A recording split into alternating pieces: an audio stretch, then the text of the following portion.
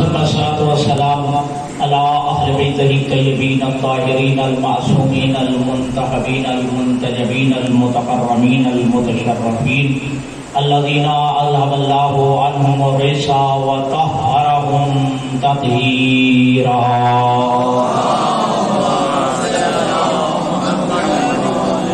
سيما بقية الله العظم المنتظر امام زماننا حاضر به برباب العالمین لمقدمه الفدا اجل اللہ تعالی فرجہ الشریف واللعنۃ الدائمۃ الباقیۃ المستمرہ علی اعدائهم اجمعین. اما بعد فقد قال رسول اللہ صلی اللہ علیہ وآلہ وسلم لما عرج بی الی السماء رأیت مکتوبا علی یمین العرش ان الحسین مصباح الہدی و سفینۃ النجاہ. مل کے سلوات پڑھیے محمد والے.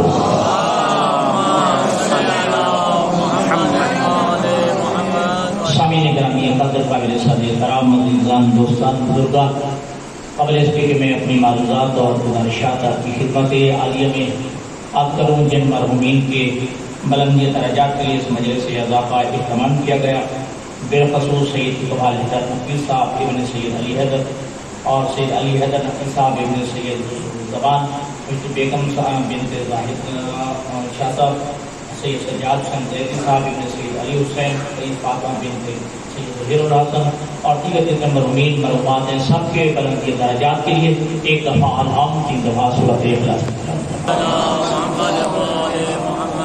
لاکھ لاکھ احسان ذات پروردگار کا جس نے ہمیں بہت ساری نعمتوں سے نوازا اور اتنی نعمتیں عطا کی ہیں کہ انسان کے بس میں نہیں، انسان کی طاقت میں نہیں کہ اللہ کی عطا کردہ نعمتوں کو شمار کر سکے.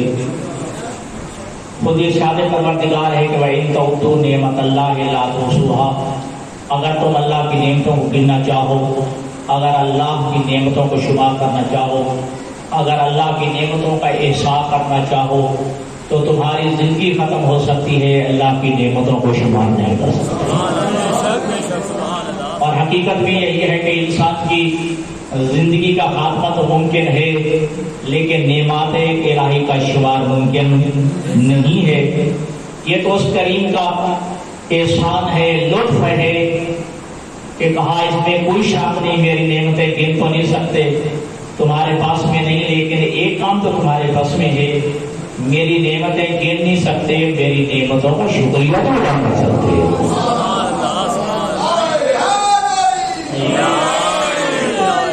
میری نعمتیں گن نہیں سکتے، یقیناً اس کا شمار ممکن نہیں ہے، لیکن ایک کام تو تمہارے پاس میں ہے، تمہاری طاقت میں ہے کہ میری نعمتوں کا شکریہ تو ادا کر سکتے ہو. اور اس سے بھی بڑا لطف پروردگار ہے کہ فرمایا لئن شکرتم لازیدنکم، اگر میری نعمتوں کا شکر ادا کرو گے میں اللہ نعمتیں روکتا نہیں، نعمتوں میں اور اضافہ کروں گا.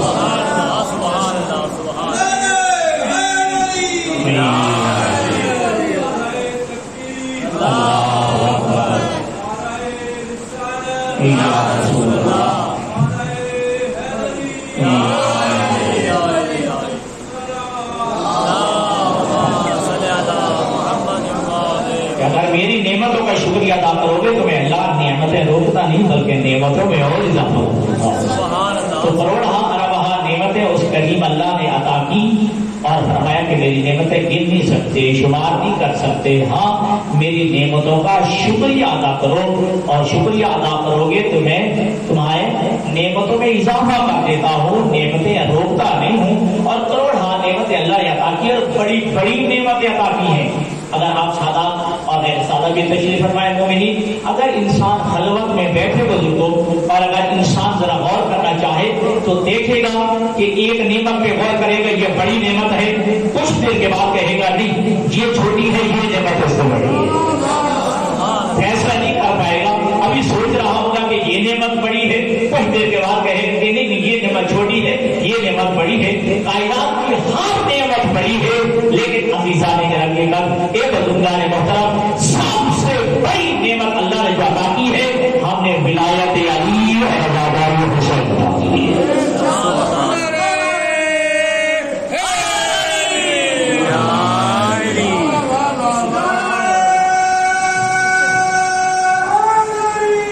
یا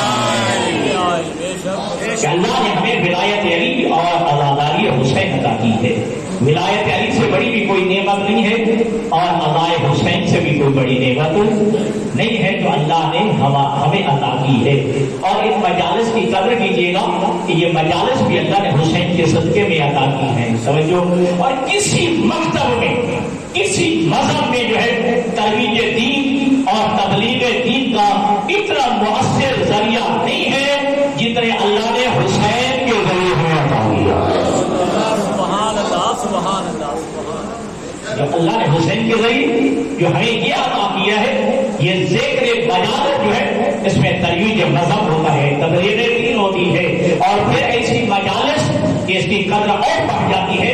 आपके छठे मासूम का जुमला फरमाते हैं कि राहिबल्लाहु अब्दन मन जलसा मजलिसन शोया फीहि अमरना लम यमुत कल्बुहु यौम तमुरुल कलीब, कि जो ऐसी मजालिस में जाके बंदा बैठता है कि इन मजालिस में हमारे आमर को जिंदा किया जाता है, उसे दो फायदे मिलते हैं। जो उस मजलिस में बैठता है, एक तो उस पर अल्लाह अपनी रहमत नाज़िल करता है, जिस मजलिस में हमारे आमर को जिंदा किया जाता है, जो ऐसी मजालिस में जाके बैठता है, अल्लाह उसमें अपनी रहमत नाज़िल करता है। और दूसरा कि अल्लाह क़यामत के दिन जो है जब लोगों के दिल गुंजा होंगे, इस इंसान का दिल गुंजा नजर आएगा। सुभान अल्लाह, सुभान अल्लाह।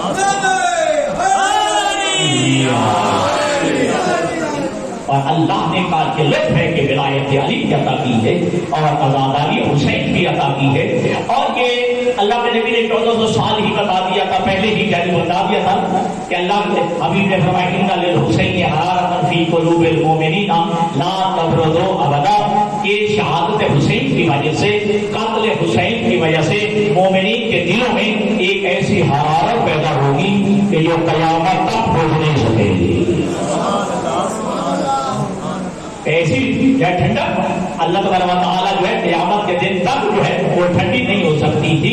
अल्लाह जो है मोमिनीन के क़ुलूब में शहादत हुसैन की वजह से ऐसी हरारत पैदा करेगा। और अल्लाह के नबी का जुमला इसी पे आगे बढ़ना चाहता हूँ। अल्लाह के नबी ने फरमाया लम्मा उरिजा बी इला समा रअयतु मक्तूबन अला जमील अर्श। अल्लाह के नबी फरमाते हैं जिस शब मैं मेराज के लिए गया तो मैंने अर्श के दाएं जाने ये जुमला लिखा हुआ देखा।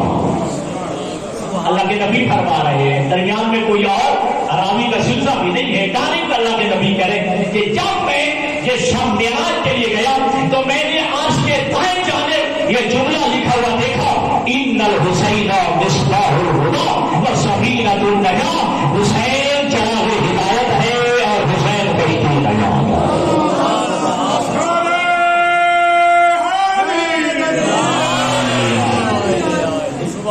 और ये जुमला आपके कितना सुनते रहते हैं और अपनी समातों में ये जुमला महफूज है कि हुसैन चराग़ हिदायत है और हुसैन कश्ती नजात है। दोनों तरह ये जुमले मौजूद है। यहाँ डायरेक्ट अल्लाह के नबी ने कहा कि हुसैन चराग़ हिदायत है और हुसैन कश्ती नजात है। या अल्लाह के नबी ने यूं फरमाया कि जिस शब मैं मेराज के लिए गया तो मैंने अर्श के दाएं जाने में जुमला लिखा हुआ देखा कि इन्नल हुसैन मिस्बाहुल हुदा व सबीनतुन नजा, कि हुसैन चराग़ हिदायत है और हुसैन कश्ती नजात है। कि अगर नबी ने ऐसे कहा तब भी, अगर वहां लिखा हुआ देखा है तब भी नबी बता रहे हैं अगर हिदायत भी लेनी है तो दरवाजा हुसैन भी आना पड़ेगा, अगर नजात भी लेनी है तो दर हुसैन भी आना पड़ेगा।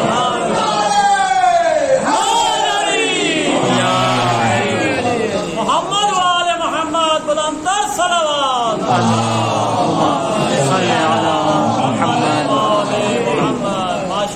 हिदायत का मोतमन्नी है उसे भी चाहिए दर हुसैन से आ जाए। अगर कोई नजात की भी तमन्ना रखता है उसे चाहिए दर हुसैन से आ जाए।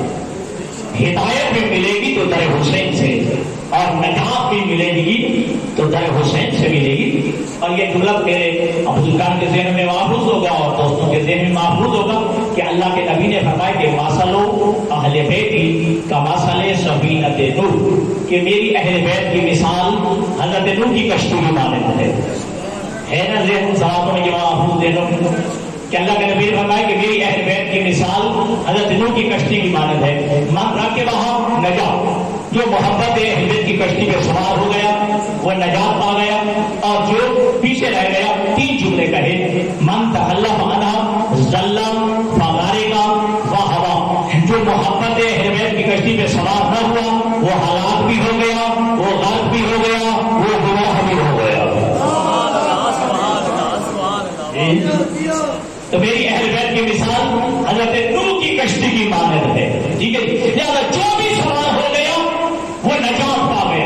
یعنی پوری کے پوری اہل بیت یہ کشتی نجات ہے، پورے کا پورے اہل بیت کشتی نجات ہے۔ اب میرا تمام بزرگ پر سوال ہے، کیا حسین ابن علی اہل بیت میں نہیں ہے؟ بے شک سبحان اللہ۔ چالیس ذرا جواب دینا، کیا حسین ابن علی کیا اہل بیت میں نہیں؟ یقیناً ہے۔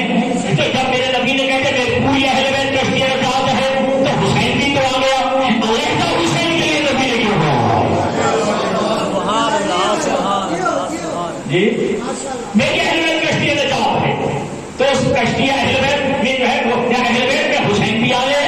اب علیحدہ کے لیے کیوں کہا کہ میرا حسین چراغ ہدایت ہے اور میرا حسین کشتی نجات ہے؟ وہ نبی بتانا چاہتے ہیں پوری کائنات کی نجات کی ضمانت میری اہل بیت ہے، اور اہل بیت کے وجود کی بقا کی ضمانت حسین ہے۔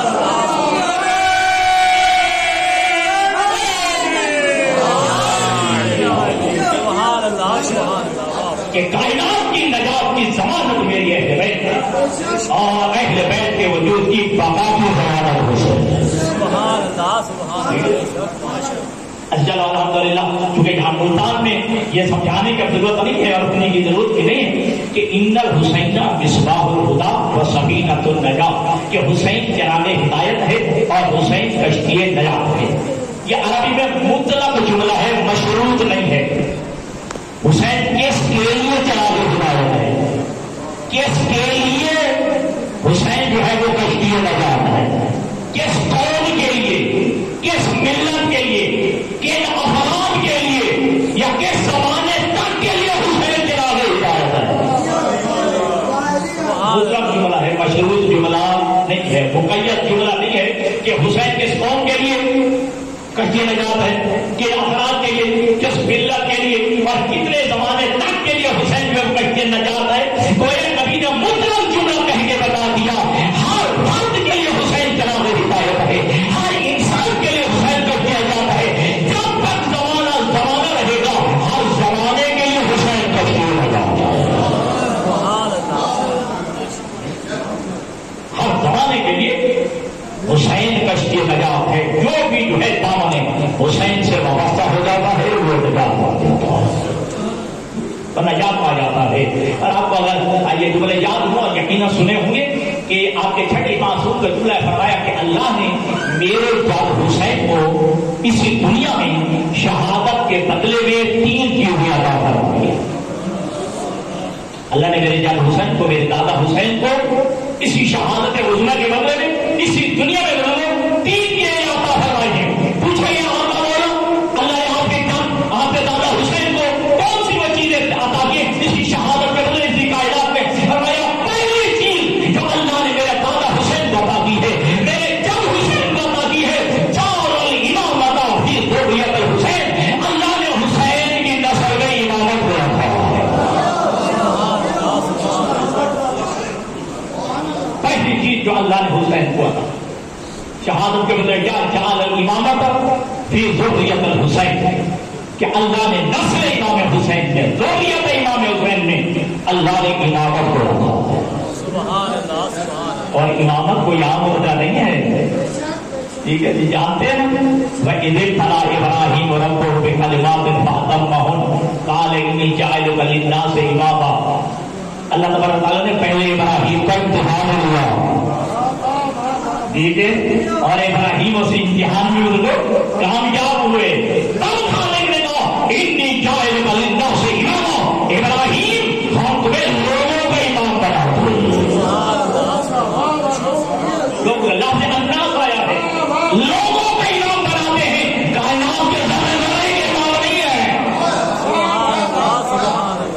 اللہ سے انداز بتا رہا ہے، ابراہیم جو ہے وہ لوگوں کے امام ہیں، ٹھیک ہے، امام تو بنے ہیں لیکن لوگوں کے امام ہیں، لیکن اس کے باوجود ابراہیم نے خواہش کیے عالم میں ذریتی قال لا الہ الا انت الظالمین، اے پروردگار کیا یہ عہدہ امامت میری ذریت میں بھی رکھے گا؟ کیا یہ منصب ایک امامت جو ہے میری اولاد کو بھی عطا کرے گا، میری نسل میں بھی رکھے گا؟ خالق فرمائے یقیناً ہم تیری نسل میں، تیری ذریت میں یہ عہدہ امامت رکھیں گے، لیکن ایک بین بھی لگاتے ہیں لا الہ الا انت الظالمین، جو ظالم ہے وہ امام نہیں کر سکتا۔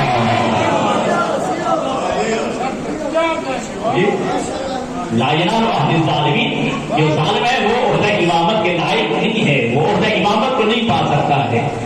تو تیری ذریت میں ہم عہدہ امامت رکھیں گے، تیری نسل میں ہم عہدہ امامت رکھیں گے. حضرت ابراہیم علیہ السلام کے اگر بزرگ بیٹا ہوتا ایک، حضرت ابراہیم علیہ السلام کا اگر فرزند ہوتا ایک، تو پھر جو بات بڑی آسان تھی کہ اللہ نے کہا ہے ابراہیم ہم تیری ذریت میں تیری نسل میں عہدہ امامت رکھیں گے. اب بیٹے ہیں دو،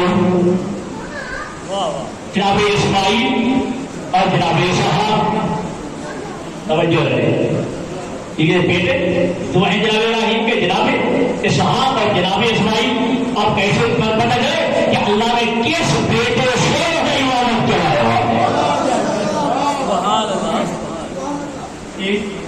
تو پھر اگر ملتان کی گرمی نے اثر نہیں کیا تو پھر بتا دوں کہ جناب اسحاق کہ بیٹے حضرت یعقوب سے حضرت یوسف سے چلا حضرت ایوب، حضرت زکریا، حضرت یحییٰ، حضرت الیاس، حضرت داؤد، حضرت سلیمان، یہ سلسلہ چلا پہنچ گیا جناب عیسیٰ تک.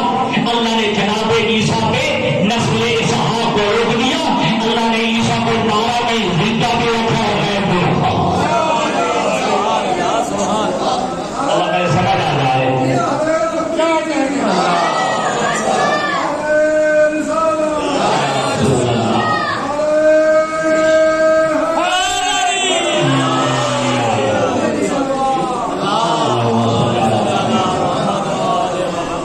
جناب اسحاق کی نسل چلائیے نا، پھر وہ کہاں تک پہنچائی؟ جناب عیسیٰ تک.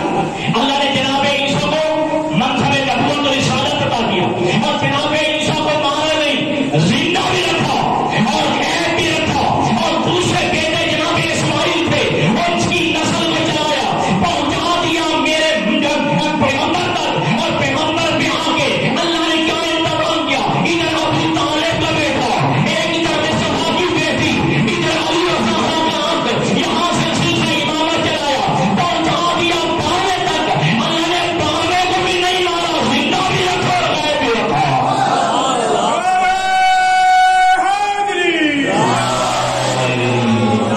کیا بات ہے، ماشاء اللہ. کہ اللہ نے 92 کو بھی مارا نہیں بلکہ زندہ بھی رکھا اور غائب بھی رکھا اور منصب امامت عطا کیا ہے. اور اب تو الحمدللہ کا پتہ ہے قاضی بھی مان گیا، ڈاکٹر اسلام بھی مان گیا ہے. ایک وقت آئے گا کہ ادھر نسل اسماعیل کا آخری بھی آئے گا اور ادھر نسل اسحاق کا آخری بھی آئے گا.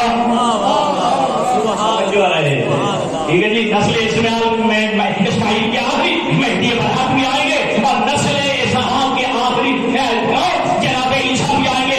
دونوں کا ظہور کعبہ میں ہوگا اور نماز کا وقت ہو جائے گا اور آسان ہوگی. مصلی ابراہیم بھی چھے گا،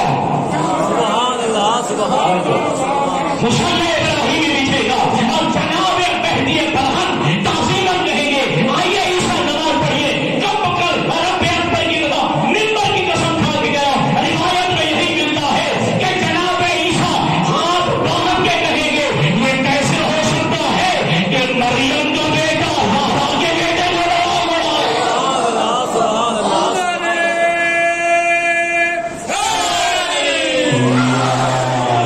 محمد والے محمد بلند تر صلوات.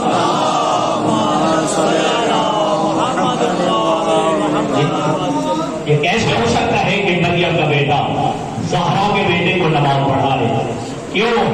مریم جو ہے وہ عصمت صغرا کی مالکہ ہے، زہرا جو ہے وہ عصمت کبریٰ کی مالکہ ہے.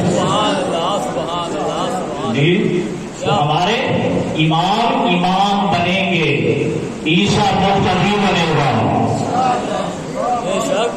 عیسیٰ مقتدی بنے گا. بیٹا کی گفتہ بازے ہیں جی کہ جملہ آپ کرنے لگا ہوں، اکیلے جناب عیسیٰ نماز نہیں پڑھیں گے. اب لمبی تفسیر ہو جائے گی قرآن مجید کی آیات پر.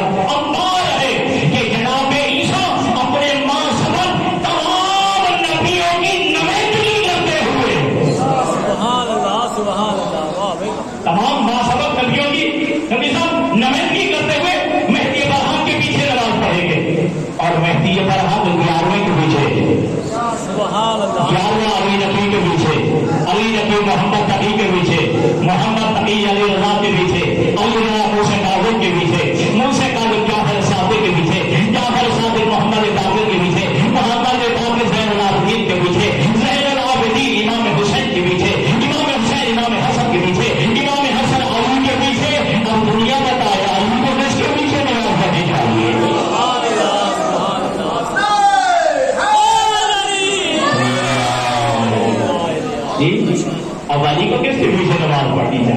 ٹھیک ہے جی. اب میں جملہ کہہ کے میں اپنے موضوع کی جانب آنا چاہتا ہوں کہ 100 لاکھ نبی پیغمبر اسلام کو نکال کے سارے کھڑے ہیں عیسیٰ کے پیچھے اور جناب عیسیٰ تمہارے پالنے کے پیچھے.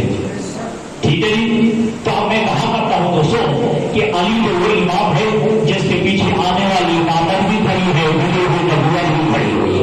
سبحان اللہ سبحان اللہ سبحان اللہ. اور عیسیٰ کا ہوتا ہم معمولی میں سمجھتے ہیں آپ.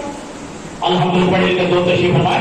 جناب عیسیٰ نبی بھی ہیں, رسول بھی ہیں, صاحب کلمہ بھی ہیں, صاحب شریعت بھی ہیں. ٹھیک ہے جی. ہاں مریم جیسی بطول کے بیٹے بھی ہیں, مالک سے بیت المقدس بھی ہیں, لیکن اس کے باوجود محمد کے آخری خلیفہ کو نماز نہیں پڑھا سکتے. جب عیسیٰ جیسا حکم اللہ نبی محمد کے آخری خلیفہ کو نماز نہیں پڑھا سکتا تو کوئی عرب کا بطول چاہے محمد کے بلا آخری خلیفہ علی کو کیسے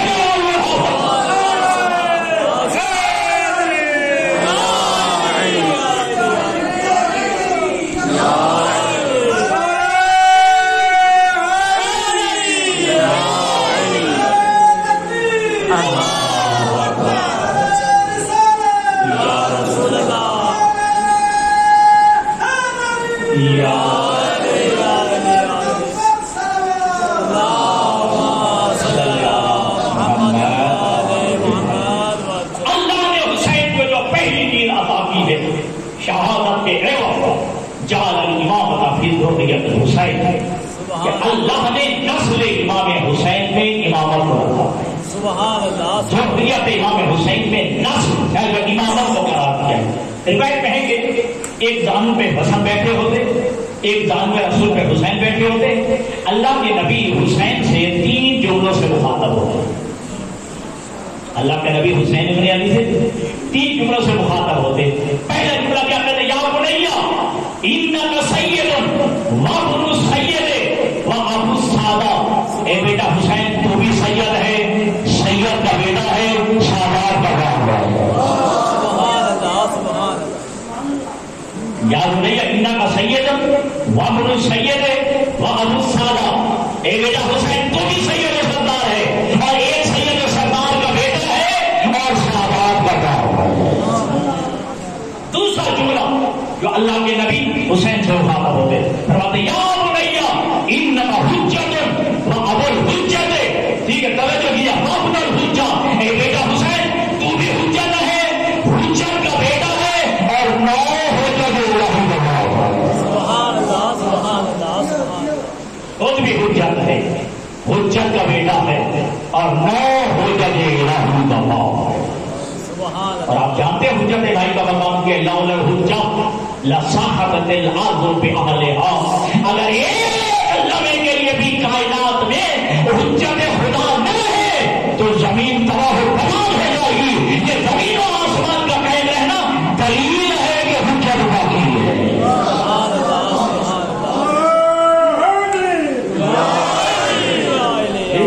وبجودہ صابت الارض والسماء. یہ حجت الہی کا مقام ہے کہ زمین و آسمان قائم ہے تو حجت کے صدقے میں وبجود نہیں روز کل بنا. اگر کائنات کا رزق مل رہا ہے تو حجت کے صدقے میں مل رہا ہے. اگر کائنات کا رزق مل رہا ہے تو حجت کے صدقے میں مل رہا ہے. اور ایسا بڑا جملہ کہہ کے وقت انتہائی کم ہے. آپ نے چھٹے امام فرماتے ہیں کہ حجت کا مقام کیا ہے؟ وما جزل من اللہ فعلی ایدیہم وما جرد الی اللہ فعلی ایدیہم. کہ پوری کائنات میں جتنا بھی اللہ کی طرف سے فیض آتا ہے وہ حجت کے رسولوں سے آتا ہے. نعرہ تکبیر, اللہ اکبر, نعرہ رسالت, یا رسول اللہ, نعرہ حیدری,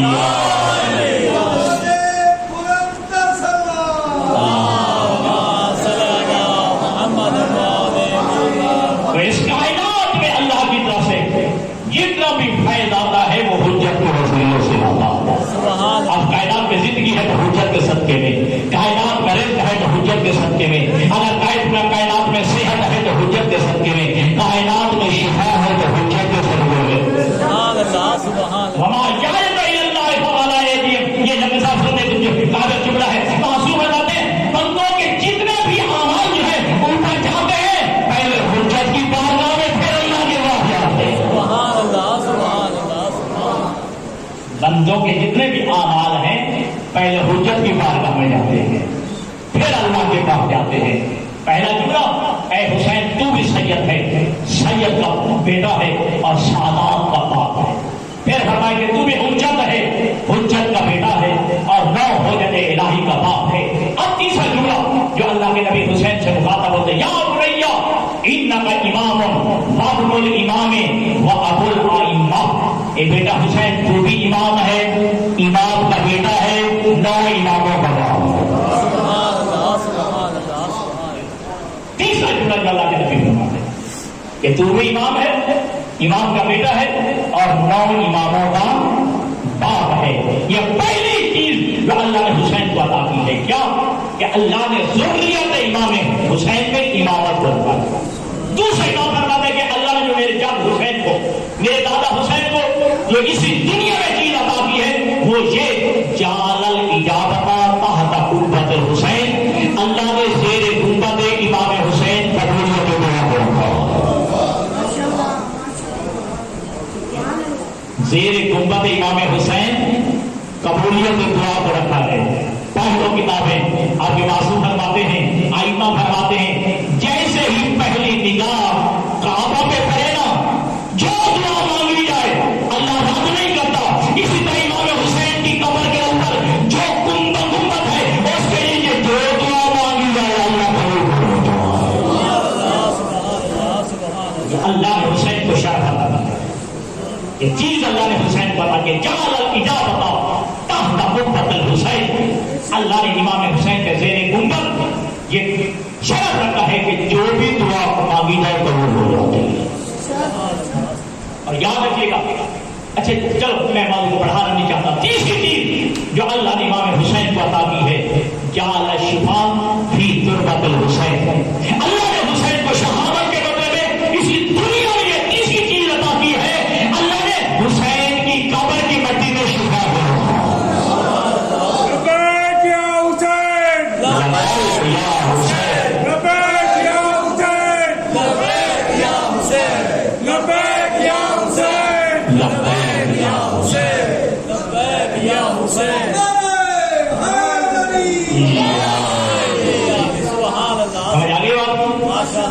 حسین ہے ٹھیک ہے کہ محرم شروع ہونے والا ہے. جی میں نے جو ہے یہ چند کلمات کی خدمت عالیہ میں عرض کی کہ اللہ نے حسین کو پہلی چیز کیا عطا کی شہادت کے بدلے میں اسی دنیا میں کہ اللہ نے حسین کی ذریت میں، حسین کی نسل میں اللہ نے امامت کو رکھا.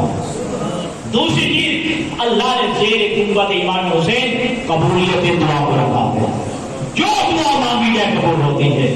تیسرا جو اللہ نے حسین کو عطا کی ہے وجعل الشفاء فی تربۃ الحسین، اللہ نے امام حسین کی قبر کی مٹی میں شفا دی ہے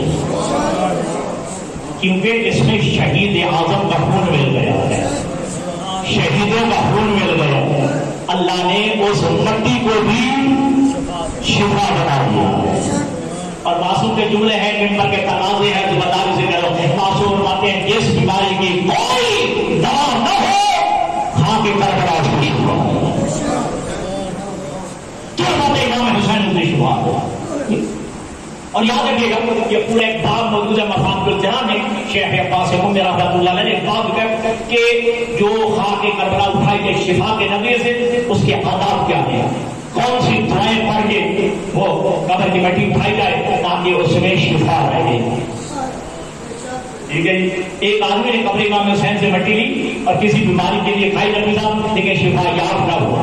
امام رضا کی خدمت میں آیا، مولا نے قبا کے دانوں میں سے ایک پڑیا نکالی، کہا یہ کھا لے. جب کھائی تو شفا یاب ہو گیا. کہتا مولا کیا چیز تھی؟ کہا میرے دادا حسین کی قبر کی مٹی تھی. کہتے مولا میں نے بھی تو کھائی مجھے تو شفا نہیں ہوئی. کہا اگر دنیا داروں کے ہاتھوں میں رہے شفا کا اثر ظاہر ہو جاتا، اگر پاک و پاکیزہ ہاتھ میں نہ رہے تو شفا کا اثر ظاہر ہو جاتا ہے. چونکہ ہمارے ہاتھ میں رہی ہے اس لیے اس میں شفا ہے. بس عزیزان گرامی قدر یاد رکھیے گا یہ قبر حسین کی مٹی جو ہے عظمت یہ ہے. آپ کے چھٹے گاؤں فرماتے ہم نے وہ اولادکم بتربۃ الحسین، جب بچہ پیدا ہوگا تو شاید پھٹی دی جاتی ہے نا. آپ کے چھٹے گاؤں فرماتے جب بچہ پیدا ہو تو قبر امام حسین کی مٹی بطور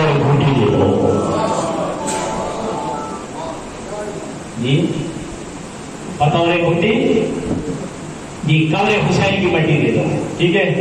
ہاں، کیوں؟ یہ تربیت اسلامی کا نام ہے۔ اگر چاہتے ہو تمہاری اولاد کربلائی بنے، اگر چاہتے ہو تمہاری اولاد حسینی بنے، تو کربلا کی مٹی کو جو ہے پٹوری ڈھونڈی دو، تاکہ پہلے ہی دن اس کا رشتہ کربلا والوں سے جڑ جائے، پہلے دن اس کا رشتہ کربلا والوں سے بن جائے، اور یہ خاک کربلا خون بن کے بچے کی رگوں میں چلنا شروع ہو۔ اور یاد رکھنا یہ خاک کربلا کے فضیل اور آج کر کے وقت بالکل ختم ہو گیا۔ باسو بتاتے ہیں کہ یہ خاک، اچھا یہ بھی ہم پہ بڑا اعتراض ہوتا ہے کہ شیعہ جو ہے خاک کربلا کو سجدہ کرتے ہیں، ایسے بھائی پر ہم خاک کربلا کو سجدہ نہیں کرتے، خاک کربلا پر سجدہ کرتے ہیں۔ نہیں آپ سمجھے نہیں، آپ تو ملتان کے دوست ہیں، ہم خاک کربلا کو سجدہ نہیں کرتے، خاک کربلا پر سجدہ کرتے ہیں۔ اگر ٹھیک نہیں گئے ہو تو ہم کعبہ کو سجدہ نہیں کرتے، کعبہ کی جو لوگ کرتے سجدہ اللہ کو کرتے ہیں۔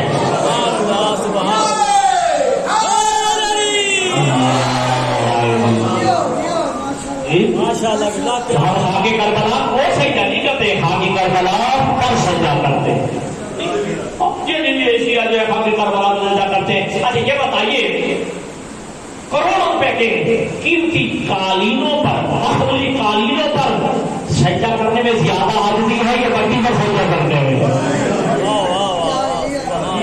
اظہار تذلل، اظہار عاجزی قیمتی قالینوں پہ سجدہ کرنے میں ہے یا مٹی میں کرنے میں ہے؟ اور پھر ہم خاک کربلا پہ سجدہ کیوں کرتے ہیں؟ آپ میں چھوٹے معصوم کا جملہ دے رہا ہوں، ذہن میں بٹھائیے گا۔ معصوم فرماتے ہیں کہ السجود علی تربۃ الحسین یتم الصلاۃ قولۃ نام کے سبب خاک کربلا پہ سجدہ کرنا یہ ناقص نماز کو کامل بنا دیتا ہے۔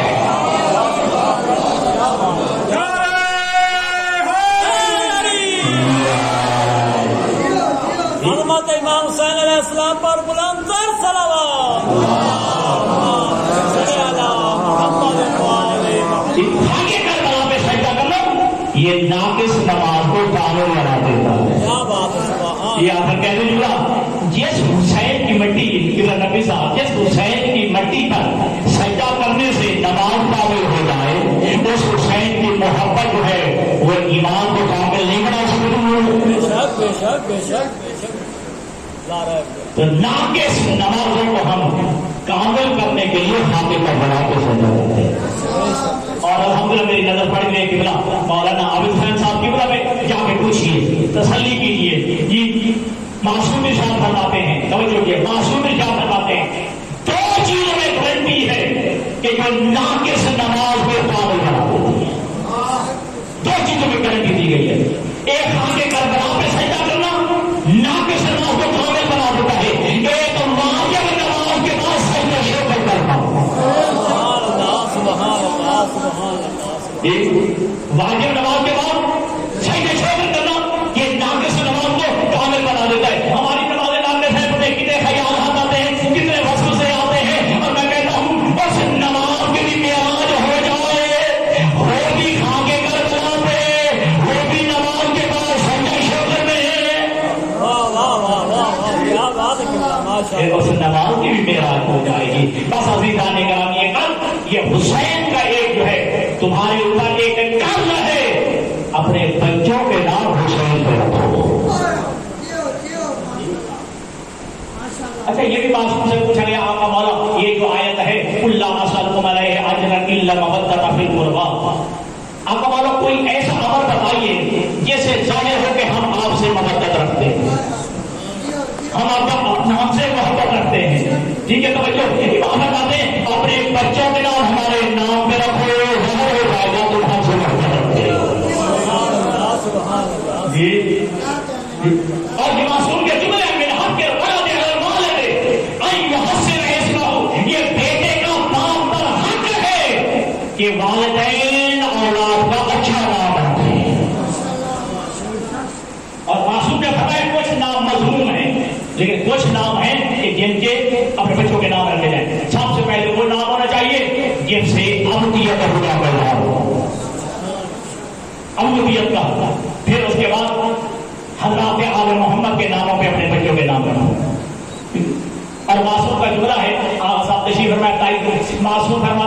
ابھی بچہ ماں کے شکم میں ہو 2 نام تجویز کر دو، محمد اور فاطمہ۔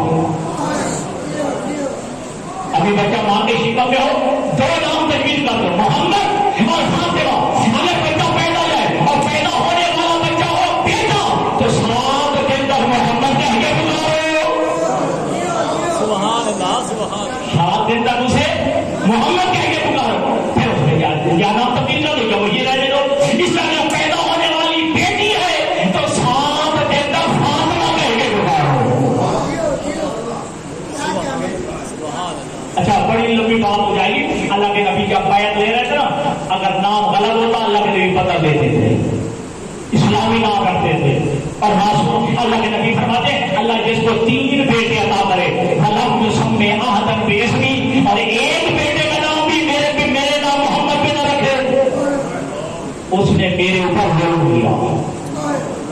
جسے اللہ 3 بیٹے عطا کرے اور ایک بیٹے کا نام بھی میرے نام محمد پہ نہ رکھے، اس نے میرے اوپر ظلم کیا۔ اور معصوم فرماتے ہیں لا یدخل الفقر بیتا فیہ اسم محمد اور علی اور فاطمہ والحسن والحسین اور جعفر۔ امام فرماتے ہیں جس گھر میں محمد نام کا بچہ رہتا ہو، علی نام کا بچہ رہتا ہو، فاطمہ نام کی بچی رہتی ہو، حسن نام کا بچہ رہتا ہو، حسین نام کا بچہ رہتا ہو، جعفر نام کا بچہ رہتا ہو، امام فرماتے ہیں میں زمانہ دیتا ہوں اس گھر میں حکومت نہیں آ سکتی،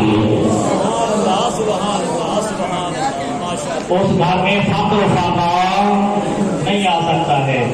لیکن معذرت کے ساتھ آج ہم اپنے بچوں میں نام رکھنے میں بڑی انفرادیت کے شکار ہو جاتے ہیں۔ میرے بچے کا نام ایسا ہو جو پورے خاندان میں نہیں ہونا چاہیے،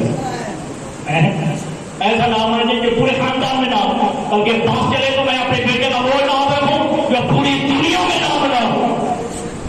جی تو پھر مجھے نسیم جوادی میں حق میں آپ کا تعظیم طالب علم ہوں کہ کیا ہو گیا اگر نام میں تکرار ہو بھی گیا تو کیا فرق پڑتا ہے؟ کیوں بھول گئے ہو کہ اللہ نے حسین کو جتنے بیٹے عطا کیے ہر بیٹے کا نام علی رکھا، اور جتنی بیٹی عطا کیے ہر بیٹی کا نام فاطمہ رکھا۔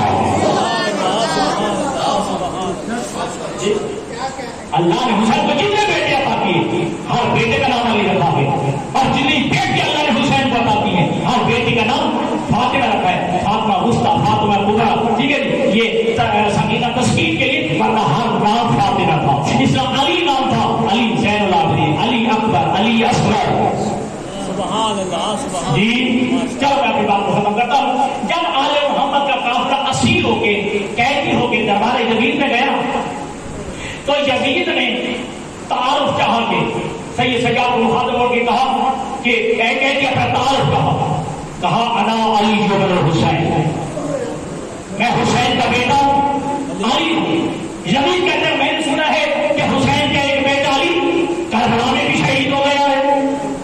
امام نے فرمایا ہاں میرا بھائی تھا، اللہ نے شہادت کا مقام دیا، میرا نام بھی میرے بابا نے میرا نام علی رکھا ہے۔ یزید نے تنظر کہا کیا تیرے باپ حسین کو کوئی اور نام نہیں ملا تھا کہ ہر بیٹے کا نام علی رکھا؟ سننا امام کا جملہ، امام فرماتے ہیں تیرا باپ، توجہ، تیرا باپ معاویہ چاہتا تھا کہ علی کا نام مٹ جائے، میرے بابا حسین نے اپنے ہر بیٹے کا نام علی اس لیے رکھا تاکہ علی قیامت تک کے لیے زندہ رہے۔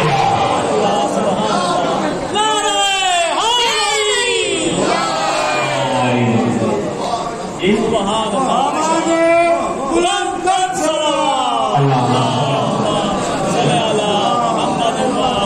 تیرا باپ حاکم شام کیا تھا نام علی مٹ جائے، اس لیے میرے بابا حسین نے اپنے ہر بیٹے کا نام علی رکھا تاکہ قیامت تک کے لیے نام علی مقرر ہو۔ سبحان اللہ۔ جی ابھی میں نے حدیث پڑھی نا کہ اللہ کے نبی نے فرمایا کہ جس کو اللہ 3 بیٹے عطا کرے اور ایک بیٹے کا نام بھی میرے نام پہ نہ تھے اس نے میرے اوپر ظلم کیا۔ ہو سکتا ہے کسی کے ذہن میں آ جائے پھر حسین نے اپنے ہر بیٹے کا نام علی میں رکھا، سبحان اللہ۔ حسین نے پھر اپنے ہر بیٹے کا نام علی کیوں رکھا؟ پہلی وجہ تو یہ جو امام نے بتا دی، اس لیے نام علی رکھا حسین نے تاکہ نام علی زندہ باد ہو جائے، اور دوسری دوسری روایت میں یہ ملتا ہے کہ ایک بندہ امام رضا کی خدمت میں، تم دیکھ رہے امام رضا کی خدمت میں آئے، کہتا ہے مولا میں نے منت مانی تھی اللہ مجھے بیٹا عطا کرے میں اس کا نام محمد رکھوں گا. توجہ کہ اللہ مجھے بیٹا عطا کرے میں اس کا نام محمد رکھوں گا، لیکن اللہ نے میری منت قبول کر لی ہے، اللہ نے مجھے بیٹا دیا ہے، لیکن میں نے نام محمد کی بجائے نام علی رکھا ہے. توجہ میں نے نام محمد کی بجائے نام علی رکھا ہے. کیا آقا میری منت ٹوٹ گئی؟ کیا مجھے کفارہ دینا پڑے گا؟ سننا جملہ امام فرماتے کہ نہیں تیری منت ٹوٹی نہیں، تجھے کوئی کفارہ نہیں دینا پڑے گا. کہتے مولا میں نے منت نام محمد کی رکھی تھی لیکن میں نے بیٹے کا نام رکھا ہے علی، تو کیا میری منت ٹوٹ نہیں گئی؟ کیا مجھے کفارہ نہیں دینا پڑے گا؟ امام فرماتے ہیں نہیں، کیا تو نے سنا نہیں ہے اللہ کے نبی نے فرمایا انا و علی من نور واحد، میں اور علی ایک نور سے ہیں، اب نام محمد رکھ یا نام علی رکھ کوئی فرق نہیں پڑتا.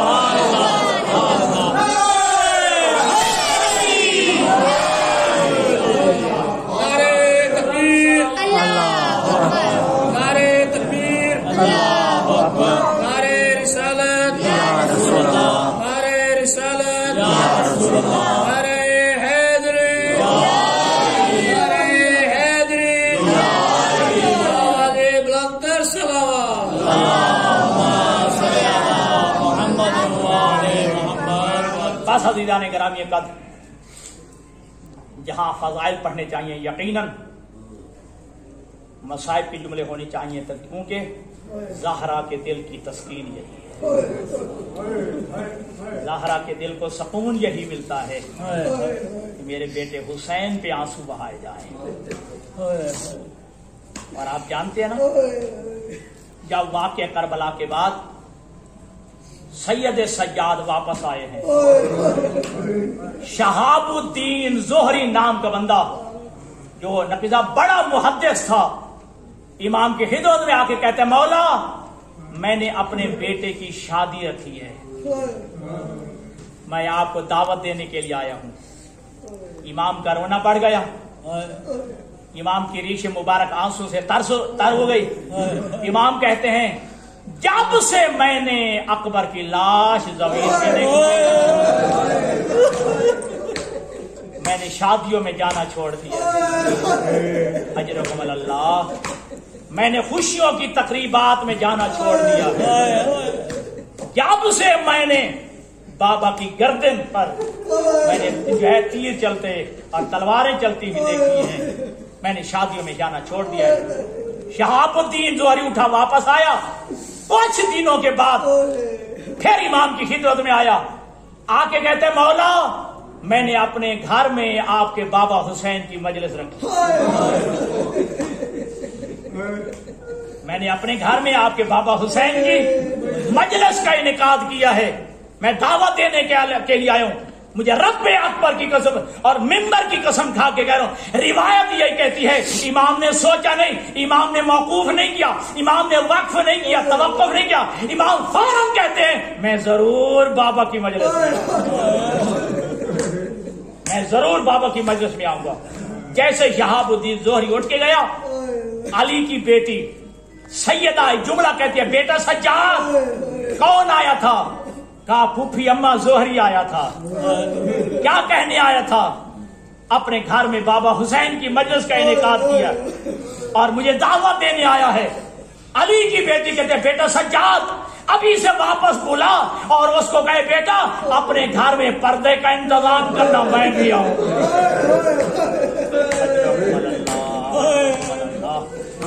اپنے گھر میں پردے کا اہتمام کرنا، میں علی کی بیٹی بھی آؤں گی. بس ازادار وہ وقت مقرر آ گیا اور صدر محفل میں سید سجاد کو بٹھایا گیا اور ایک روضہ خان نے مصعب خان نے واقع کربلا کو پڑھنا شروع کیا. اور آپ جانتے ہیں کہ جب جو ہے میت سامنے نہ پڑی ہو نا اتنا رونا نہیں آتا ہے، جب میت سامنے پڑی ہو نا تو زیادہ رونا آتا ہے، بالخصوص جب دور کی رہنے والی کوئی بہن آ جائے. بندے میت کو اتنا نہیں روتے، بہن کو دیکھ کے کہتے یار دور کی رہنے والی بہن آ گئی ہے، عزادار و سید سجاد خود موجود تھے. اب مسائب بیان ہو رہا, اتنا مسائب ہوا کہ ہر بندہ غش کھا گیا. سید سجاد بھی غش کھا گئے. جب غش سے افاقہ ہوا لوگوں کو بھی افاقہ ہوا کہ کیا دیکھا سید سجاد اپنی جگہ پہ نہیں بیٹھے ہوئے.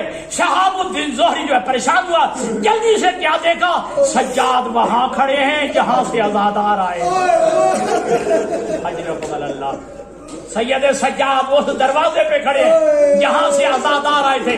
اللہ تعالیٰ جلدی سے شہاب الدین زہری دوڑ کے کہتا ہے کہ مولا آپ یہاں کیوں کھڑے ہیں؟ میں نے تو وہاں بٹھایا تھا. پہلے امام نے دو باتیں بتائی ہیں. پہلی یہ بات بتائی کہ اے زوری تو نہیں جانتا اس مجلس میں کون آیا ہوا ہے. اس مجلس میں میری دادی زہرا آئی ہوئی ہے. اس مجلس میں میری دادی زہرا آئی ہوئی ہے. میں نے یہی مناسب سمجھا یہاں کھڑا ہو جاؤں. اور دوسرا میں اس لیے کھڑا ہوا جو بھی میرے بابا حسین پہ رونے والا یہاں سے گزرے گا ہر ایک کا شکریہ ادا کروں گا. آواز دے کے کہوں گا اے حسین پہ رونے والا تیرا بڑا شکریہ. اجرکم اللہ علی نعمت اللہ القوم الظالمین وسيعلم الذين ظلموا أي منقلب ينقلبون.